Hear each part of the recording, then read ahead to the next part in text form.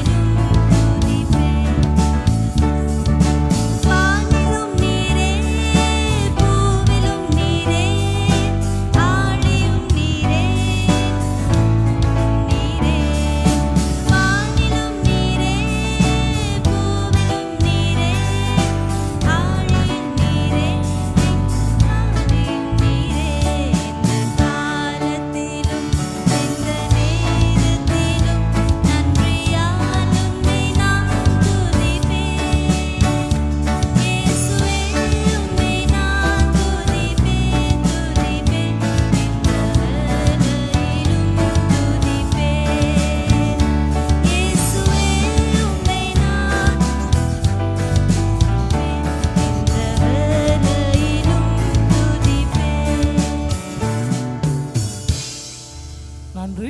நாங்கள் இந்த கூட்டத்தை தேவனுடைய கைகளுக்கு கொடுத்து ஜெபிக்குமாறு ரூபனை அவர்களை கேட்டுக்கொள்கிறேன். இரக்கத்தில் ஐஸ்வரம் நிறைந்த அன்பி தேவனே, இந்த அருமையான நேரத்துக்காய் ஸ்தோத்திரம். காலைதோறும் உமது கிருபை புதிதாக இருக்கிறபடினாலே உமது புதிதான கிருபையினால் எங்கள் நிரப்புகிறவரும் அனுதினமும் ஆண்டவரே உமது வாழ்த்தினாலே எங்களை போஷிப்பிக்கிறவரும் உமது வாக்குத்தங்களை எங்களுடைய வாழ்க்கையில் நிறைவேற்றுகிறதுமான தேவநீர் உண்மை உள்ளவர். ஆமாம் ஆண்டவரே, நீ ஜீவன் உள்ளவராய் எங்களிடத்தில் ஆண்டவரே நாள் மட்டும் அசைவாடி கொண்டிருக்கிறபடினால் சோதரிக்கிறோம், நன்றி செலுத்துகிறோம். இன்று நாளிலும் ஆண்டவரே இந்த மாலை வேளையில் இவ்வண்ணமாக தமிழ் மொழியை ஆண்டவரை அறிந்தவர்களாக இந்த சுவிசு கூடத்தில் நாங்கள் ஒன்று சேர தேவன் தாமே தந்த கிருபைக்காய் ஸ்தோத்திரம். இந்த முழு நேரத்தையும் கட்டளப்ப கொடுக்கிறேன். தேவன் தாமே இந்த நேரத்தை ஆசீர்வாத நேரமாய் தேவன் தாம் பரிசுத்தாவியின் வழிநடத்தலோடு எங்களை நீ கரம் பிடித்து வழிநடத்தபடி ஜெபிக்கிறேன். சபையாண்டு வழிநடத்தும் சகோதரன் கூட ஆண்டவரே உற்சாகத்தோடு சபையை வழிநடத்துவதற்கும் பாடும் பாடல்களை ஆண்டவரே இன்னும் நேர்த்தியாய் பாடுவதற்கு தேவன் தாமே கிருபை செய்யும். அதே போல் ஆண்டவர் விசேஷமாக இசை கருவிகளை வாசிக்கிறதான உமது பிள்ளைகள் கூட ஆண்டவரே அதை உற்சாகத்தோடு ஆண்டவரை வாசிப்பதற்கு தேவன் தாமே கிருபை செய்யும்படி ஜெபிக்கிறோம். நாங்கள் செய்கிற காரியங்கள் ஆண்டவரே எங்களுடைய சித்தினால் இல்லாமல் ஆண்டவரே உமது கிருபையினாலே உமது நாமத்தை மைமைக்காய் செய்வதற்கு தேவன் தாமே கிருபை செய்யும். இந்த நேரத்தில் ஆண்டு ஒவ்வொரு நிமிஷத்தையும் ஆண்டவரே உமது நாமத்தை மைமைக்காய் நாங்கள் பயன்படுத்த தேவன் தாமே கிருபை செய்யும்படி அச்சுபிக்கிறேன். வந்திருக்குதான ஒவ்வொரு ஆண்டவரை இறுதியத்தை நியாயத்தைப்படுத்தும்படி அச்சுபிக்கிறேன். கர்த்தாவே எங்களுடைய சிந்தைகள் எங்களுடைய இறுதி இருக்குதான மற்ற எல்லா விதமான காரியங்களையும் ஆண்டவரே ஒருபடுத்தி ஆண்டவரே ஒருமனப்பட்டவர்களாக இந்த இடத்தில் ஆண்டவர் கர்த்தர் எங்களுடைய வாழ்க்கையில் செய்த நன்மைகளை குறித்த ஆண்டவரே பாடல் மூலமாக உற்சாகத்தோடு பாடுவதற்கு உங்கள் நாமத்தை உயர்த்துவதற்கு தேவன் தாமே கிருபை செய்யும்படி அச்சுபிக்கிறேன். உங்கள் வார்த்தை கொண்டிருக்கும் தாசனை கூட ஆண்டவரே பார்த்தது மேலே சத்தியத்தினாலே வார்த்தைகளை கொடுத்த ஆண்டவரே முதபத்தின் ரகசியங்களை கண்டறியக்கூடிய ஆத்மீக கண்களை நீர் திறந்து கொடுக்கும்படி அச்சுபிக்கிறோம். வந்து கொண்டிருக்கிறதான ஒவ்வொருவரையும் நேரு காலத்தோடு இந்த இடத்துல கொண்டு சேர்க்கும்படி அச்சுபிக்கிறேன். இந்த இடத்துல ஆண்டவரே புதிதாக வந்திருக்க யாராக இருந்தால் கர்த்தாவே அவர்கள் உங்கள் சுவிசேஷத்தை நற்செய்தியை அறிந்து கொள்ள தேவன் தாமே சந்தர்ப்பத்தை பயன்படுத்தும்படி அச்சுபிக்கிறோம். மிகுதியான நேரத்தில் கருத்தை ஒப்புக் கொடுக்கிறோம். என் நானூறு ரட்சகருமாகிய இயேசு நாமத்தினாலே ஆமென்.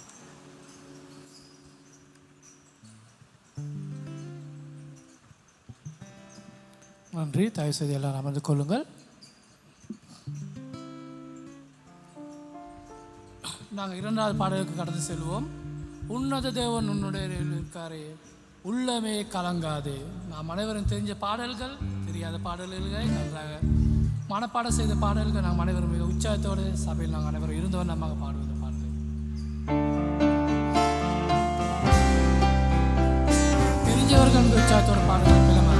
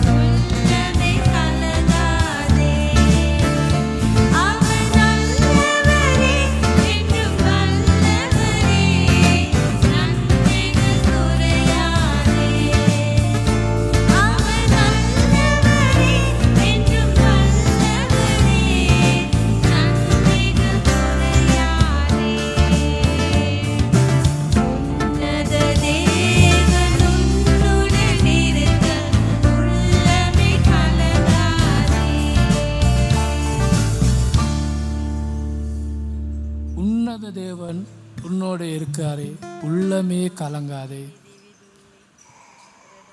ஆனாலும் பாடுறவங்க தயவு செய்து மிக உற்சாகத்தோடு பிளமாக வாய் திறந்து பாடுங்கள். அப்போ தான் கலங்காமல் நாங்கள் தேவன் எங்களோடு இருக்கிறார், நாங்கள் ஏன் பயப்பட. நாம் அனைவரும் மீண்டும் எழுந்து நின்று உட்கார்ந்துருந்தால் எங்களுக்கு சோம்பேறியாக இருக்கிறது போல நாங்கள் அனைவரும் மீண்டும் எழுந்து நின்று எனக்காக ஜீவன் இட்டாரே, என்னோடு எழுந்தாரே என்ற பாடலை நாங்கள் அனைவரும் உற்சாகத்தோடு பாடுவோம். அனைவரும் எழுந்து நின்று பாடுவோம்.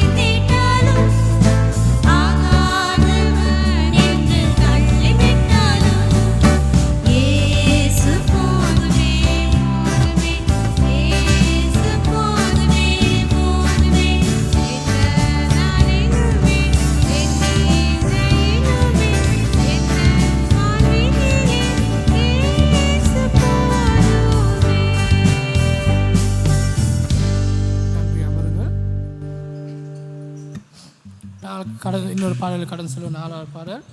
இந்த நேசு ராஜா இந்த பூமியில் வந்தார், இந்த பாவங்கள் நீக்கிட்டார் என்ற பாடல்.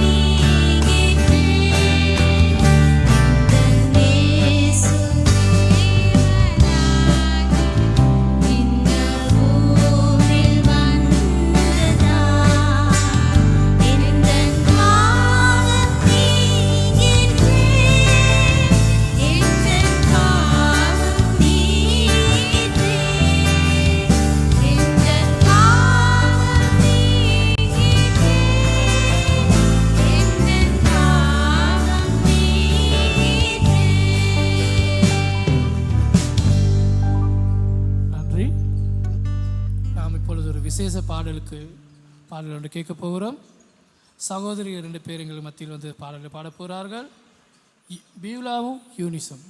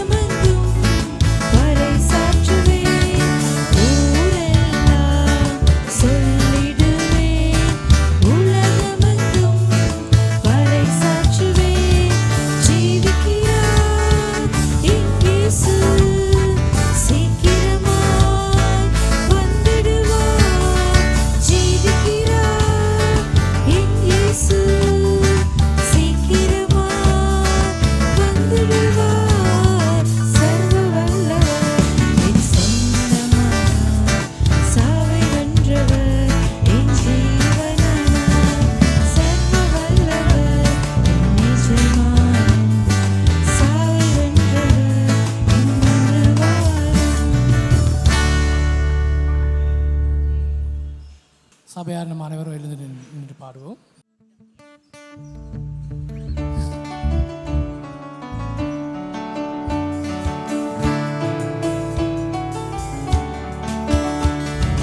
ஒரு வார்த்தை சொல்லும் கர்த்தாவே, எங்கள் வாழ்க்கையெல்லாம் செழிப்பாகுமே. ஒரு வார்த்தை சொல்லும் கர்த்தாவே, உம் வார்த்தையிலே சுகம், உம் வார்த்தையிலே மதுரம்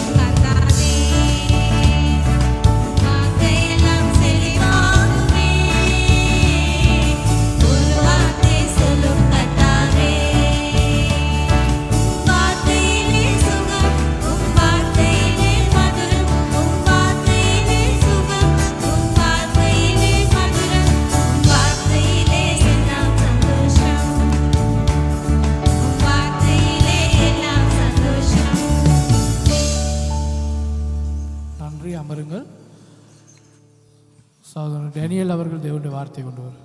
எம் வாழ்க்கையெல்லாம் செழிப்பாகுமே. உம் வார்த்தையிலே மதுரம், உம் வார்த்தையிலே எல்லா சந்தோஷம். தேவனுடைய வார்த்தையை நாங்கள் வாசிப்பதும் தியானிப்பதும் அதற்கு கீழ்ப்படிவதும் எங்களுடைய வாழ்க்கையில் அதை நடைமுறைப்படுத்துவதும் எவ்வளவு பெரிய ஒரு காரியமாக இருக்கிறது.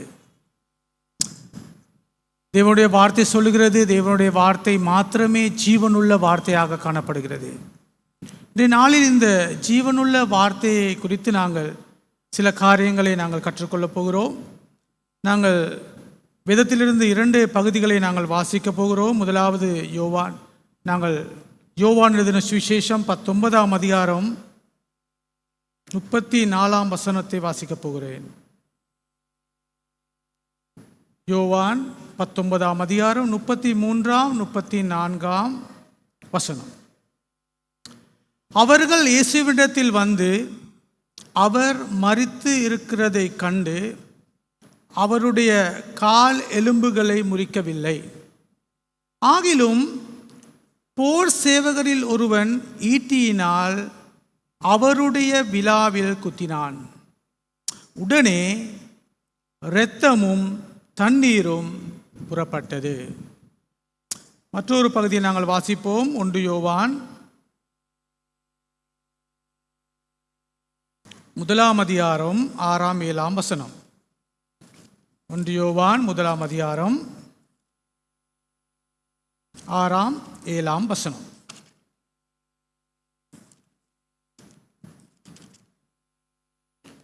நாம் அவரோடே ஐக்கியப்பட்டவர்கள் என்று சொல்லியும் இருளிலே நடக்கிறவர்களாயிருந்தால் சத்தியத்தின்படி நடவாமல் பொய் சொல்லுகிறவர்களாயிருப்போம். அவர் ஒளியில் இருக்கிறது போல நாமும் ஒளியிலே நடந்தால் ஒருவரில் ஒருவர் ஐக்கியப்பட்டிருப்போம். அவருடைய குமாரனாகிய இயேசு கிறிஸ்துவின் இரத்தம் சகல பாவங்களையும் நீக்கி நம்மை சுத்திகரிக்கும். இந்த 2 வசனங்களை வாசிக்கும்போது எனக்கு தென்பட்ட காரியம்தான், எங்களுடைய ஆண்டவராகிய இயேசு கிறிஸ்துவானவர் சிலுவையில் எவ்வளவாக பாடுகளை அனுபவித்து தன்னுடைய சரீரத்தில் உள்ள சகல இரத்தத்தையும் மனிதனுடைய பாவத்திற்காக சிந்தி முடித்துவிட்டார். அந்த போர் சேவகர் ஈட்டியால் அவருடைய விலாவில் குத்தும்போது இரத்தமும் தண்ணீரும் புறப்பட்டு வந்தது என்று சொல்லப்படுகிறது. தண்ணீர் வந்தால் இரத்தம் முடிந்து விட்டது. அப்படின்னு சொன்னால் தன்னுடைய சரீரத்தில் சம்பூர்ணமாக இருக்கும் இரத்தம் அனைத்தையும் இந்த உலகத்தில் உள்ள மனிதர்களுடைய பாவத்திற்காக இயேசு கிறிஸ்துவானவர் சிந்தி முடித்து விட்டார். இந்த உலகத்தில் யாருமே செய்யாத ஒரு பெரிய காரியத்தை ஆண்டவராகிய இயேசு கிறிஸ்துவானவர் இந்த உலகத்தில் உள்ள மனிதனுடைய பாவத்துக்காக செய்தார். அதனால் அவருடைய இரத்தமானது மிகவும் வல்லமை உள்ள ஒரு இரத்தமாக காணப்படுகிறது. எங்களுக்காக அவர் செய்யக்கூடிய சம்பூர்ணமான தியாகத்தை, பலியை, வேதனையை அனுபவித்து முடித்துவிட்டார்.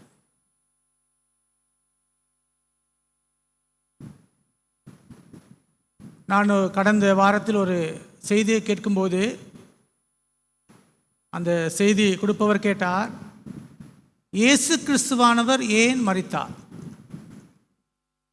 எல்லாரும் அதுக்கான பதில் சொன்னார், மனிதனுடைய பாவத்துக்காக, எங்களுடைய பாவத்துக்காக ஆண்டவராகிய இயேசு கிறிஸ்துவானவர் சிலுவையில் மரித்தார். அப்பொழுது அவர் கேட்டார், அந்த 2 கள்ளர்களும் மரித்தார்கள். ஏன்னா அதில் என்ன வித்தியாசம் இருக்கிறது? இயேசு கிறிஸ்துவானவரும் சிலுவையில் மரித்தார், மற்ற கல்வர் இருவரும் மரித்தார்கள். அதில் உள்ள பிரதான காரியம் என்னவென்று சொன்னால், ஆண்டவராகிய இயேசு கிறிஸ்துவானவர் மரணத்தை ஜெயித்தார். அவர்கள் 3ஆம் நாளில் மரித்தோரில் இருந்து இயேசு கிறிஸ்துவானவர் உயிர் தெழுந்தார். அந்த 2 கலர்களும் அப்படியாக நடைபெறவில்லை. ஆனாலும் இயேசு கிறிஸ்துவானவர் இந்த மனிதனுடைய பாவத்துக்காக செய்த இந்த பெரிய ஒரு தியாகம், பெரிய ஒரு வேதனை, பெரிய ஒரு பாடுகளை அனுபவித்ததற்கான பிரதான நோக்கத்தை அநேக மனிதர்கள் புரிந்து கொள்ளாமல் இருக்கிறார்கள். தேவனுடைய மரணத்தை, இயேசு கிறிஸ்துவானுடைய மரணத்தை குறித்து அநேகர் விவரிக்கும் போது ஏற்றுக்கொள்ள முடியாத விமர்சனங்களை நாங்கள் பார்க்கக்கூடியதாக இருக்கிறது. இந்த காலத்தில் சுவிசேஷம் என்று சொல்லப்படும் போது, இயேசு கிறிஸ்துவனுடைய மரணத்தை குறித்து நாங்கள் பேசும்போது அநேக பிழையான தகவல்கள் மனிதர்கள் மத்தியில் செல்கிறது. ஆனாலும் இயேசு கிறிஸ்துவானவர் மரித்ததற்கான பிரதான நோக்கம் உலகத்தில் உள்ள மனிதர்களுடைய பாவத்திலிருந்து மனிதர்களை நீக்குவதற்காக. அதனால் அவருடைய இரத்தமானது உங்களுடைய என்னுடைய இந்த உலகத்தில் உள்ள வாழும் ஒவ்வொரு மனிதனுடைய ஜீவியத்திலும் பெரிய ஒரு வல்லமை உள்ள இரத்தமாக காணப்படுகிறது. அநேகர் இயேசு கிறிஸ்துவானுடைய மரணத்தை குறித்து பேசுவார்கள், இயேசு கிறிஸ்துவானுடைய உயிர்த்தெழுதலை குறித்து பேசுவார்கள். இயேசு கிறிஸ்துவானவர் மீண்டும் வரப்போகிறார், நாங்கள் எல்லாரும் அவரோடு போக போகிறோம் என்கிற நற்செய்தியை நாங்கள் அநேக இடங்களில் கேட்கிறோம். ஆனாலும் இந்த இயேசு கிறிஸ்துவானவருடைய இரத்தமானது எங்கள் ஒவ்வொருவருடைய பாவத்திற்காக சம்பூர்ணமாக அவர் அந்த இரத்தத்தை சிந்தி முடித்து விட்டார். அந்த இரத்தத்தின் வல்லமையை குறித்து வேதாகமத்தில் அநேக இடங்களில் விவரித்திருக்கிறது. அந்த இரத்தத்தின் வல்லமை. அதனால் இன்றைய நாளில் உங்களுடைய பாவத்துக்காகவும் என்னுடைய பாவத்துக்காகவும் தன்னுடைய ஜீவனை கொடுத்த இயேசு கிறிஸ்துவானுடைய இரத்தத்தின் வல்லமையை குறித்து நாங்கள் இன்றைய நாளில் பார்க்க போகிறோம். அது எங்களுடைய வாழ்க்கையிலும், ஆண்டவராகிய இயேசு கிறிஸ்துவை ஏற்றுக்கொள்ளாதவருடைய வாழ்க்கையிலும், ஒவ்வொரு மனிதனுடைய வாழ்க்கையிலும் எவ்வளவு பெரிய வல்லமை உள்ள இரத்தமாக காணப்படுகிறது. இன்றைய நாளில் நாங்கள் மிக சுருக்கமாக 7 காரியங்கள் இருக்கிறது. நாங்கள் ஆண்டவராகிய இயேசு கிறிஸ்துவின் இரத்தத்தை குறித்து பார்ப்பதற்கு நாங்கள் நேரத்தை பொறுத்து அதை தியானிப்போம். முதலாவதாக நாங்கள் எடுப்போம் 1 யோவான் 1ஆம் அதிகாரம். நாங்கள் வாசித்த பாகம் 1 யோவான் 1ஆம் அதிகாரம் 7ஆம் வசனம்.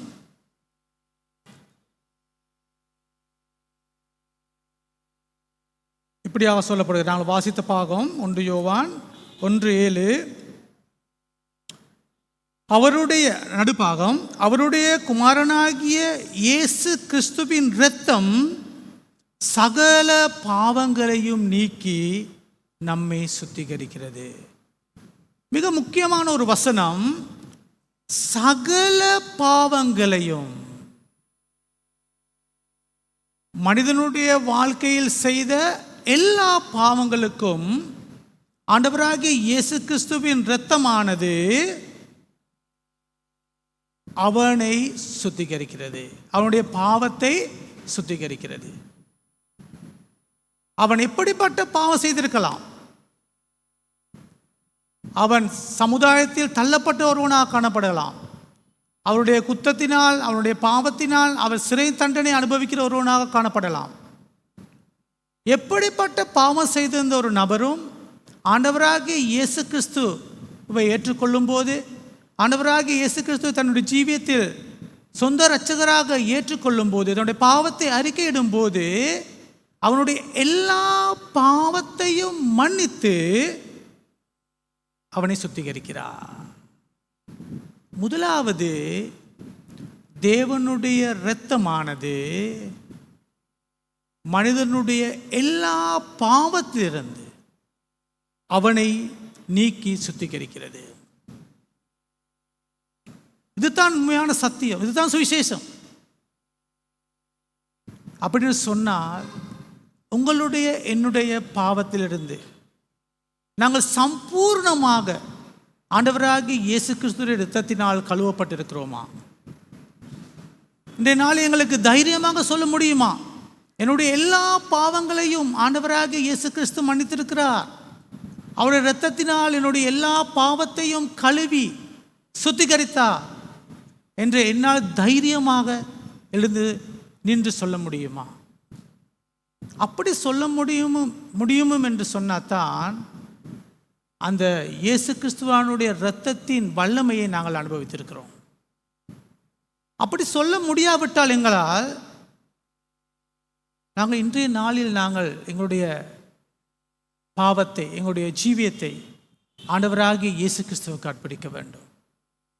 எங்களுடைய பாவத்தை அவருக்கு நாங்கள் சொல்ல வேண்டும், பாவத்துக்கு நாங்கள் மன்னிப்பை கேட்க வேண்டும். அப்பொழுது எங்களுடைய எல்லா பாவங்களையும் மன்னித்து அவர் எங்களை சுத்திகரிப்பார். முதலாவது காரியம், ஆண்டவராகிய இயேசு கிறிஸ்துவின் இரத்தம் எங்களுடைய சகல பாவங்களிலிருந்து எங்களை சுத்திகரிக்கிறது. இரண்டாவது காரியம், ரோமர் 5ஆம் அதிகாரம் 9ஆம் வசனம். ரோமர் 5:9.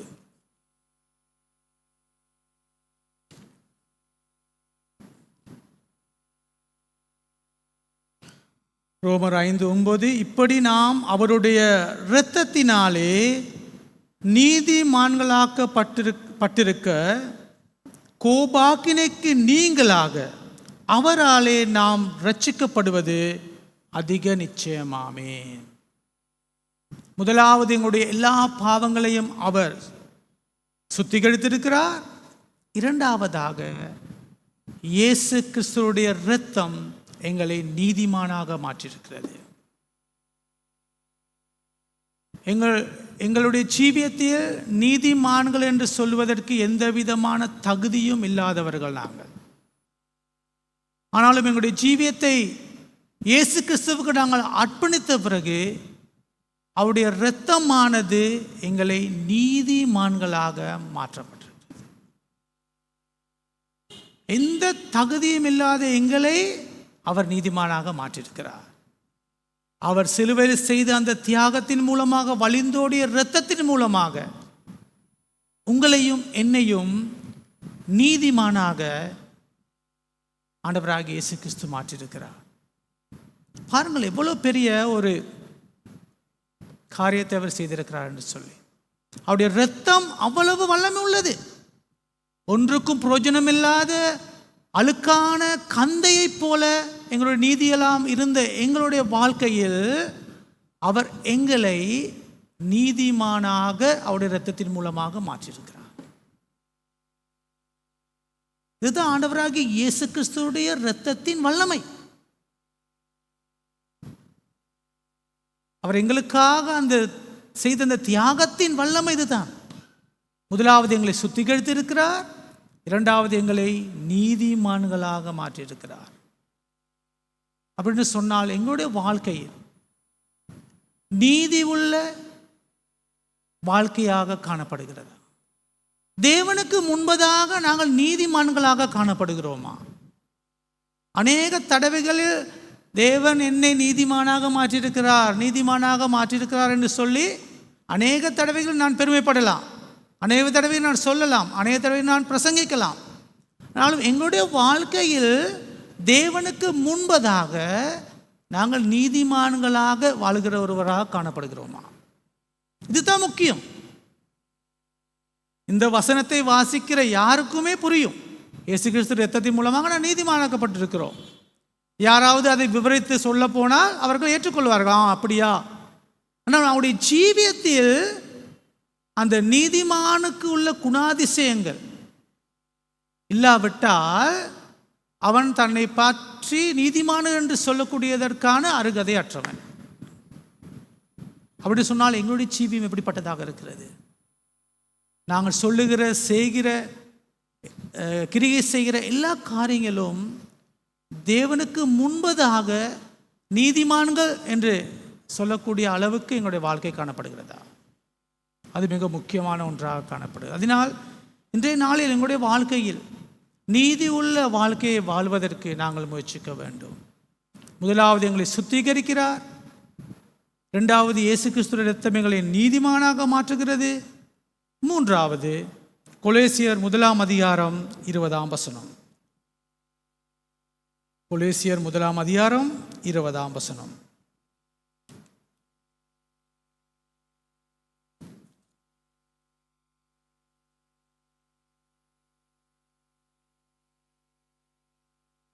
அவர் சிலுவையில் சிந்தின இரத்தத்தினாலே சமாதானத்தை உண்டாக்கி பூலோகத்தில் உள்ளவைகள் பரலோகத்தில் உள்ளவைகள் யாவையும் அவர் மூலமாய் நமக்கு ஒப்புரவாக்கிக் கொள்ளவும் அவருக்கு பிரியமாயிற்று. மூன்றாவது காரியம், இயேசு கிறிஸ்துவானவருடைய இரத்தத்தினால் எங்களுக்கு சமாதானம் கிடைக்கப்பட்டிருக்கிறது. இந்த வேதாகமத்தை நாங்கள் அலசி ஆராயும் போது சமாதானத்தை குறித்து அநேக விவரங்கள் இருக்கிறது. அதை நாங்கள் ஒரு நாளைக்கு ஒரு சமாதான வீதப்படி நாங்கள் அநேக மாசக்கணக்கு நாங்கள் தியானிக்கலாம். அவ்வளவு பெரிய அர்த்தங்களை கொண்ட சமாதானமாக காணப்படுகிறது. அது சொல்லப்பட்டிருக்குது, பூரண சமாதானத்தை தேவன் எங்களுக்கு கொடுத்திருக்கிறார். அதே மாதிரி மகா சமாதானத்தை எங்களுக்கு அவர் கொடுத்திருக்கிறார். அதே மாதிரி பரிபூரண சமாதானத்தை எங்களுடைய வாழ்க்கையில் அவர் கொடுத்திருக்கிறார். அதே போல் பொங்கி வழியும் சமாதானத்தை அவர் கொடுத்திருக்கிறார். அதே போல் தேவனுடைய சமாதானத்தை எங்களுக்கு அவர் கொடுத்திருக்கிறார். அதே போல் நிகரற்ற மற்ற எந்த சமாதானத்திற்கும் சமப்படுத்த முடியாத நிகரற்ற சமாதானத்தை அவர் எங்களுக்கு கொடுத்திருக்கிறார். அதே மாதிரி எங்களை ஆட்சி செய்யும் சமாதானத்தை கொடுத்திருக்கிறார். பாருங்கள், அவருடைய இரத்தத்தினால், இயேசு கிறிஸ்துவான இரத்தத்தினால் எங்களுடைய வாழ்க்கையில் சமாதானத்தை கொடுத்திருக்கிறார். அநேக தடவைகளில் எங்களுடைய வாழ்க்கையில் இல்லாமல் போகிற ஒரே ஒரு காரியம்தான் சமாதானம். நாங்கள் முகம் கொடுக்கும் காரியங்கள், முகம் கொடுக்கும் பிரச்சனைகள் வீட்டில் இருக்கலாம், வேலை செய்யும் தளத்தில் இருக்கலாம், சமுதாயத்தில் இருக்கலாம். அதன் மூலமாக அநேக தடவைகள் எங்களுடைய சமாதானம் இல்லாமல் போய்விடும். ஆனாலும் தேவன் எங்களுக்கு கொடுத்திருக்கும் சமாதானம் ஒரு நாளுமே இல்லாமல் போகாது. அது எங்களுக்குள்ளாக இருக்கும். நாங்கள் என்ன செய்கிறோம்? அந்த சமாதானத்தை மறந்துவிட்டு மற்ற சமாதானத்தை தேடி போய் அதில் கிடைக்காமல் போகும் நேரத்தில் நாங்கள் சோர்ந்து போகிறோம். தேவனுடைய சமாதானம் ஆண்டவராகிய இயேசு கிறிஸ்துவின் இரத்தத்தின் மூலமாக எங்களுக்கு கொடுக்கப்பட்டிருக்கிறது. அப்படி சொன்ன அந்த சமாதானம் உங்களுடைய வாழ்க்கையில் காணப்படுகிறதா? எப்படிப்பட்ட சூழ்நிலை மத்தியில் சென்றாலும், எவ்வளவு பெரிதான பிரச்சனைகளுக்கு முகம் கொடுத்தாலும், தாங்கிக் கொள்ள முடியாத பிரச்சனைகள் மத்தியில் நாங்கள் சென்றாலும் தேவனுடைய சமாதானத்தை அவர் எங்களுக்கு கொடுத்திருக்கிறார். அவர் ஒரு போதும் அதை எங்களிடம் எடுத்து போட மாட்டார். அவர் எங்களுக்குள்ளாகவே இருப்பார். நாங்கள் தான் அவரை விட்டு பிரிந்து போகிறோம். பிரச்சனைகள், சோதனைகள், கஷ்டங்கள் வரும்போது நாங்கள் தேவனை விட்டு பிரிந்து போகிறோம். ஆனால் அவருடைய சமாதானம் எங்களோடு இருக்குது, அவரும் எங்களோடு இருக்கிறார். நாங்கள் தான் அவரை விட்டு தூர செல்கிறோம். அதில் இன்றைய நாளில் நாங்கள் மூன்றாவது காரியம், ஆண்டவராகிய இயேசு கிறிஸ்துவின் இரத்தத்தின் மூலமாக எங்களுக்கு சமாதானம் கிடைச்சிருக்கிறது. இயேசு கிறிஸ்துவின் இரத்தத்தின் மூலமாக சுத்திகரிப்பு கிடைச்சிருக்கிறது பாவத்திலிருந்து. அதே மாதிரி அவர் மூலமாக நாங்கள் நீதிமானாக்கப்பட்டிருக்கிறோம். ஆண்டவராகிய இயேசு கிறிஸ்துவின் மூலமாக நாங்கள் சமாதானத்தை நாங்கள் பெற்றிருக்கிறோம். இந்த நாளில் நாங்கள் 4 காரியத்தை மாத்திரம் நாங்கள் பார்க்க போகிறோம். 4வது கடைசியுமான காரியம், எபிரேயர் 9 14 வசனம். எபிரேயர் 9ஆம் அதிகாரம் 14ஆம் வசனம் மிக மிக முக்கியமான ஒரு வசனமாக காணப்படுகிறது. எபிரேயர் 9ஆம் அதிகாரம் 14ஆம் வசனம். நித்திய ஆவியினாலே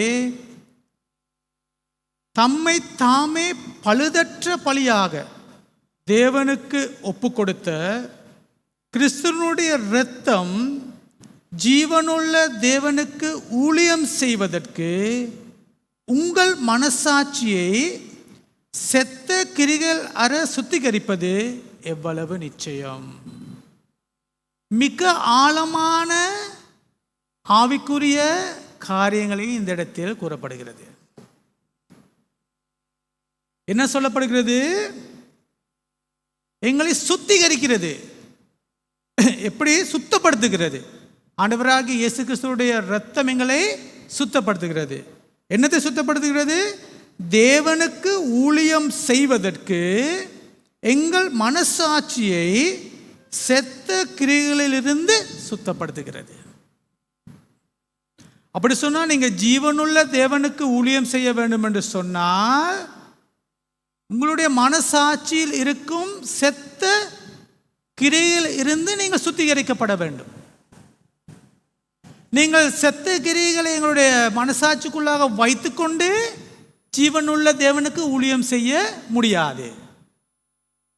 அப்படி அந்த செத்த கிரியைகளிலிருந்து நீங்கள் சுத்திகரிக்கப்பட வேண்டும் என்று சொன்னால் இயேசு கிறிஸ்துவுடைய இரத்தம் மாத்திரமே அதை சுத்திகரிக்க முடியும்.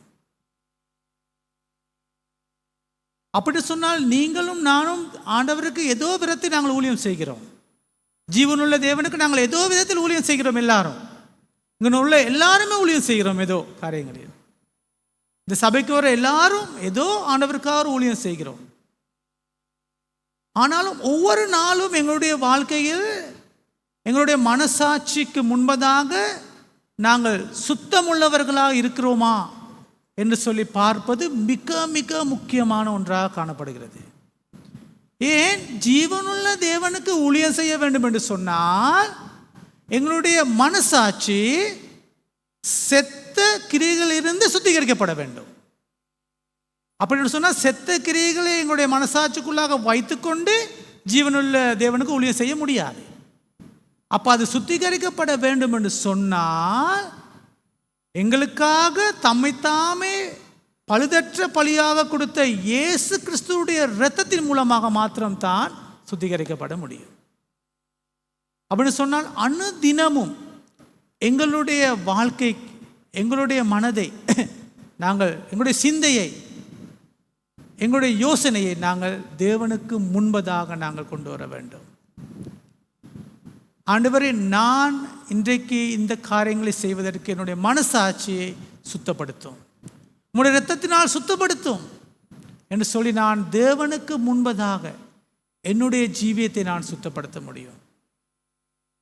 நாங்கள் அப்படி நாங்கள் சுத்திகரித்து நாங்கள் ஊழியம் செய்யும் போதுதான் தேவனுடைய நாமத்தை மகிமைப்படுத்தக்கூடியதான ஊழியத்தை எங்களால் செய்ய முடியும். ஊழியம் செய்ய முடியும். நான் வேணுங்கிற மாதிரி வாழ்ந்துட்டு வேணுங்கிற மாதிரி என்னுடைய மனசாட்சியை சுத்தமெல்லாம் வைத்துக்கொண்டு உலகத்தில் உள்ள காரியங்கள் எல்லாம் செய்து கொண்டு வந்து என்னால் ஊழியம் செய்ய முடியும். ஆனாலும் அது தேவனை பிரியப்படுத்துகிற ஊழியமாக காணப்படாது. நீ ஜீவனுள்ள தேவனுக்கு ஊழியம் செய்ய வேண்டும் என்று சொன்னால் உங்களுடைய மனசாட்சி சுத்தமுள்ளதாக காணப்பட வேண்டும். மனசாட்சி சுத்தமுள்ளதாக காணப்பட வேண்டும் என்று சொன்னால் அனுதினமும் நாங்கள் எங்களுடைய ஜீவியத்தை ஆண்டவராகிய இயேசு கிறிஸ்துடைய இரத்தத்துக்கு முன்பதாக நாங்கள் பாரம் கொடுக்க வேண்டும், ஒப்படைக்க வேண்டும், சுத்தப்படுத்த வேண்டும். அப்படியான ஒரு சுத்திகரிக்கப்பட்ட மனசாட்சியோடு வந்து நாங்கள் செய்யும் ஊழியம்தான் அந்த ஜீவனுள்ள தேவனுடைய நாமத்தை மகிமைப்படுத்துகிற சேவையாக இருக்கிறது. அப்படி சொன்னால் எங்களுடைய வாழ்க்கை, இந்த கிறிஸ்தவ வாழ்க்கை என்று சொல்லப்படும் போது மிக மிக முக்கியமான காரியங்களை உள்ளடக்கிய ஒரு வாழ்க்கையாக காணப்படுகிறது. நாங்கள் ஏனோ தானோ என்று எங்களுடைய வாழ்க்கையை வாழ முடியாது. ஏனோ தானோ என்று நாங்கள் ஊழியம் செய்ய முடியாது. நாங்கள் செய்யும் ஒவ்வொரு காரியங்களுக்குள்ளாகவும் தேவனுடைய நாமம் மகிமைப்படுகிறதா என்று சொல்லி எங்களை சம்பூர்ணமாக எங்களை ஆராய்ந்து அறிந்து எங்களை சுத்தப்படுத்தி கொண்டு அவருக்கு முன்பதாக நாங்கள் செல்ல வேண்டும். அப்பொழுது தான் நாங்கள் செய்யும் எல்லா காரியத்துக்குள்ளாகவும் தேவனுடைய நாமம் மகிமைப்படும். இல்லாவிட்டால் நாங்கள் தான் மகிமைப்படுவோம். நாங்கள் பிரசித்தி வாய்ந்த ஒருவராக காணப்படலாம், ஆனாலும் தேவனுக்கு முன்பதாக நான் ஒன்றுமே இல்லை. ஏன்? என்னுடைய மனசாட்சி குப்பை, என்னுடைய மனசாட்சி சுத்தமில்லை. தேவனுக்கு முன்பதாக ஒன்றுமே இல்லை. நான் மனிதனுக்கு முன்பதாக பிரசித்தி வாய்ந்த ஒருவனாக காணப்படலாம், ஆனாலும் நாங்கள் தேவனுக்கு முன்பதாகத்தான் நாங்கள் தேவன் பிரியப்படுகிற ஒருவராக காணப்பட வேண்டும். அப்படின்னு சொன்னால் இயேசு கிறிஸ்துவனுடைய இரத்தத்தின் மூலமாக எங்களுடைய மனசாட்சி செத்த கிரிகள் இருந்து, மனசாட்சியில் உள்ள எல்லா பாவத்திலிருந்து ஆண்டவராகிய இயேசு கிறிஸ்துடைய இரத்தத்தின் மூலமாக கழுவப்பட வேண்டும். அதில் இன்றைய நாளில் இயேசு கிறிஸ்துடைய இரத்தத்தின் வல்லமையின் 4 காரியங்களை நாங்கள் கற்றுக்கொண்டோம். முதலாவது தான் அவருடைய எங்களுடைய பாவத்திலிருந்து எங்களை சுத்திகரிக்கிறார். எல்லா பாவத்திலிருந்து எங்களை அவர் சுத்திகரிக்கிறார். அதே மாதிரி அவருடைய இரத்தத்தின் மூலமாக, ஆண்டவராகிய இயேசு கிறிஸ்துடைய இரத்தத்தின் மூலமாக எங்களை அவர் நீதிமானாக மாற்றியிருக்கிறார். அதே மாதிரி ஆண்டவராகிய இயேசு கிறிஸ்துவின் இரத்தத்தின் மூலமாக எங்களுக்கு அவர் சமாதானத்தை கொடுத்திருக்கிறார். மிக பெரிதான சமாதானத்தை, யாராலும் அந்த சமாதானத்துக்கு நிகரான எந்த விதமான சமாதானம் இல்லை. அவ்வளோ பெரிய சமாதானத்தை எங்களுக்கு அவர் கொடுத்திருக்கிறார். அதே மாதிரி ஜீவனுள்ள தேவனுக்கு ஊழியம் செய்வதற்கு, எங்களுடைய செத்த கிரியைகள் நிறைந்த எங்களுடைய மனசாட்சியை ஆண்டவராகிய இயேசு கிறிஸ்து இரத்தத்தின் மூலமாக கழுவுவதற்கு அவர் அவருடைய இரத்தத்தை எங்களுக்காக சிந்திருக்கிறார். அப்படின்னு சொன்னால் எங்களுடைய வாழ்க்கை எப்படிப்பட்டதாக காணப்படுகிறது? தேவனுக்கு முன்பதாக நான் எப்படிப்பட்ட ஒரு ஊழியக்காரன், தேவனுக்கு முன்பதாக நான் எப்படிப்பட்ட தேவனுடைய பிள்ளையாக காணப்படுகிறேன்? என்னுடைய காரியங்கள், நான் செய்யும் எல்லா காரியத்துக்குள்ளாகவும் அவருடைய நாமம் மகிமைப்படக்கூடியதாக இருக்கிறதா? நாங்கள் அடிக்கடி எனக்கு ஜாபத்துக்கு வருகிற ஒரு காரியம்தான் ஆண்டவராகிய இயேசு கிறிஸ்துவானவர் கற்பித்த ஜெபம். அந்த ஜெபத்தை பாருங்கள், நான் ஒரு நாளும் அதை நான் தியானிப்பேன். அந்த காரியங்களை, பரமண்டலத்தில் இருக்க எங்கள் பிதாவே, உம்முடைய நாமம் பரிசுத்தப்படுவதாக, உம்முடைய ராஜ்யம் வருவதாக, உம்முடைய சித்தம் பரலோகத்தில் செய்யப்படுவது போல பூலோகத்திலும் செய்யப்படுவதாக. இந்த 3 காரியங்களுக்கு பிறகுதான் எங்களுடைய தேவைகளுக்கான காரியங்களை சொல்லப்படுகிறது. அதில் அந்த 3 காரியமும் பரலோகத்துக்குரிய காரியங்கள். உம்முடைய நாமத்தை நாங்கள் மகிமைப்படுத்த வேண்டும், உம்முடைய வருகை வர வேண்டும், உம்முடைய சித்தம் பரலோகத்தில் எப்படி செய்யப்படுகிறதோ அதே மாதிரி உம்முடைய பிள்ளைகள் மூலமாக இந்த பூலகத்திலும் செய்யப்பட வேண்டும். இதுதான் அவருடைய ஜெபம். ஜெபத்தின் 3 பிரதான காரியங்கள். அவருடைய நாமம் மகிமைப்பட வேண்டும், அவருடைய சித்தம் இந்த பூலோகத்தில் நிறைவேற வேண்டும். அதுக்காகத்தான் உங்களையும் என்னையும் இந்த உலகத்தில் வைத்திருக்கிறார். அதுக்காகத்தான் நாங்கள் ரட்சிப்படைந்த பிறகு எங்களை அவருக்கென்று ஊழியம் செய்வதற்கு இந்த இடத்தில் அவர் வைத்திருக்கிறார். அதனால் எங்களுடைய ஜீவியத்தை தேவனை பிரியப்படுத்துகிற, தேவனுடைய நாமத்தை மகிமைப்படுத்துகிற, தேவனுடைய சித்தத்தை நிறைவேற்றுகிற வாழ்க்கையாக எங்களுடைய வாழ்க்கையை நாங்கள் மாற்றிக்கொள்ள வேண்டும். அநேக தடவைகள் நாங்கள் விழுந்து விடுகிறோம், அநேக தடவை நாங்கள் சோர்ந்து போகிறோம், அநேக தடவைகள் எங்களுக்கு வரும் பிரச்சனைகள் மூலமாக நாங்கள் பின்தங்கி போய்விடுகிறோம். ஆனாலும் தேவனுக்கு ஊழியம் செய்வதற்கு, தேவனுடைய நாமத்தை மகிமைப்படுத்துவதற்கு இதெல்லாம் ஒரு காரணம் அல்ல. அதெல்லாம் உங்களுடைய சொந்த பிரச்சனை. தேவனுக்கு எப்படிப்பட்ட சூழ்நிலை நீங்கள் சென்றாலும் தேவனுக்கு முன்பதாக தேவன் பிரியப்படுகிற ஊழியம் செய்வது மிக மிக முக்கியமானது. அதனால் இன்றைய நாளில் நாங்கள் இந்த இயேசு கிறிஸ்துவானுடைய இரத்தத்தின் மூலமாக 4 காரியங்கள் நாங்கள் கற்றுக்கொண்டோம். இதை எங்களுடைய வாழ்க்கையை நாங்கள் நடைமுறைப்படுத்த வேண்டும். அநேக தடவை நாங்கள் கேட்டு, இந்த காதில் கேட்டு நாங்கள் இந்த காதில் விட்டு விடுகிறோம். எங்களுடைய வாழ்க்கையை நாங்கள் கிரியை செய்ய மாட்டேங்கிறோம். ஆனால் இன்றைய நாளில் நாங்கள் இந்த காரியம் இன்னும் 3 காரியங்கள் இருக்கிறது. ஆனால் இன்றைய நாளில் நான் பேச மாட்டேன். இந்த 4 காரியமும் இந்த கிழமைக்கு எங்களுக்கு போதுமான ஒன்றாக காணப்படுகிறது. அதனால் நாங்கள் எங்களுடைய வாழ்க்கையில் ஆண்டவராகிய இயேசு கிறிஸ்து ஊழியம் செய்ய வேண்டும் என்று சொன்னார். இயேசு கிறிஸ்துவுக்கு பிரியமாகவும் அவருடைய சித்தத்தை அறிந்து அவருடைய சித்தம் பரலோகத்தில் செய்யப்படுவது போல பூலோகத்திலும் நாங்கள் செய்வதற்கு எங்களுடைய வாழ்க்கையை நாங்கள் அர்ப்பணிப்போம். ஜெபிப்போம். உங்கள் கண்களை மூடி நாங்கள் ஜெபிப்போம். கிருபை நிறைந்த ஆண்டவரே, உம்முடைய வார்த்தைகளுக்காக நாங்கள் உமக்கு நன்றி செலுத்துகிறோம். உம்முடைய ஒரே பேரான குமாரனாகிய ஆண்டவராகிய இயேசு கிறிஸ்துவை என்னுடைய பாவத்துக்காக இந்த உலகத்தில் நீங்கள் கொடுத்தபடியால் உமக்கு நாங்கள் நன்றி செலுத்துகிறோம். ஆண்டவராகிய இயேசு கிறிஸ்து தன்னுடைய சரீரத்தில் இருக்கும் எல்லா இரத்தத்தையும் சம்பூர்ணமாக என்னுடைய பாவத்துக்காக சிந்தி முடித்து விட்டார். அந்த இரத்தத்தின் மூலமாக ஆண்டவரே, எங்களுடைய வாழ்க்கையில் அநேக ஆசீர்வாதங்களை நாங்கள் பெற்றிருக்கிறோம். ஆண்டவரே, எங்களுடைய வாழ்க்கை எங்களுடைய பாவத்திலிருந்து எங்களை சுத்திகரித்து இருக்கிறது. ஆண்டவரே, எங்களை அந்த ஆண்டவராகிய இயேசு கிறிஸ்துவுடைய இரத்தம் எங்களை நீதிமானாக மாற்றியிருக்கிறது. அதே போல் ஆண்டவரே, தேவனுடைய சமாதானத்தை ஆண்டவராகிய இயேசு கிறிஸ்துவுடைய இரத்தத்தின் மூலமாக எங்களுக்கு கொடுக்கப்பட்டிருக்கிறது. அதே போல் ஆண்டவரே, நல் மனசாட்சியோடு சுத்திகரிக்கப்பட்ட மனசாட்சியோடு ஜீவனுள்ள தேவனுக்கு ஊழியம் செய்வதற்கு எங்களுடைய மனதை சுத்திகரிக்கிற ஆண்டவராகிய இயேசு கிறிஸ்துவின் இரத்தமாக காணப்படுகிறது. ஆண்டவரே, அதனால் ஆண்டவரே, எங்களுடைய வாழ்க்கையை நாங்கள் உமக்கு அர்ப்பணித்து உம்முடைய நாமத்தை மகிமைப்படுத்த உம்முடைய சித்தத்தை நாங்கள் நிறைவேற்ற எங்கள் ஒவ்வொருவருக்கும் உம்முடைய கிருபையை அதிகமாக எங்களுடைய வாழ்க்கையில் நீங்கள் கொடுக்க வேண்டும் என்று ஜெபிக்கிறோம். அநேக தடவைகளில் நாங்கள் விழுந்து போய் விடுகிறோம், பலவீனமாக மாறிப்போகிறோம். பிரச்சனைகள் சோதனைகள் மத்தியில் போகும்போது ஆண்டவரே, நாங்கள் உம்மை மறந்து விடுகிறோம். எங்களை மன்னித்த ஆண்டவரே, உம்மை பிரியப்படுத்துகிற ஊழியம் செய்வதற்கு எங்கள் ஒவ்வொருவரையும் அர்ப்பணிப்பதற்கு எங்களுக்கு உம்முடைய கிருபையை கொடுக்க வேண்டும் என்று ஜெபிக்கிறோம். உம்முடைய வார்த்தைகளுக்காக நாங்கள் உமக்கு நன்றி செலுத்துகிறோம்.